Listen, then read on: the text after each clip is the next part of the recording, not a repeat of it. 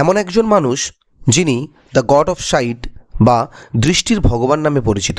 তিনি দিল্লির এইমস অর্থাৎ all India institute of medical science থেকে চক্ষু বিষয় নিয়ে পোস্ট গ্র্যাজুয়েটের পর নেপালে ফিরে এসে অস্ট্রেলিয়ান চক্ষুরোগ বিশেষজ্ঞ ফ্রেড হলসের সহযোগিতায় 1994 সালে কাঠমান্ডুতে গড়ে তুললেন তিলগঙ্গা ইনস্টিটিউট অফ অপথ্যালমোলজি।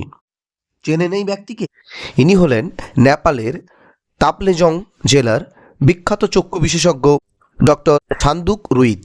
তিনি আফ্রিকা এবং এশিয়া জুড়ে 1,80,000 জনেরও বেশি মানুষের ছানি অস্ত্রোপচারের মাধ্যমে দৃষ্টিশক্তি পুনরুদ্ধার করেছেন সম্পূর্ণ ফ্রিতে। এই ধরনের মহান কর্মের জন্য তিনি 2006 সালে রামন ম্যাগসেসে পুরস্কারে এবং 2018 সালে ভারত সরকার দ্বারা পদ্মশ্রী পুরস্কারেও ভূষিত হন। এরকম একজন রিয়েল হিরোর জন্য কমেন্টে একটা হার্ট নিশ্চয়ই দেবেন।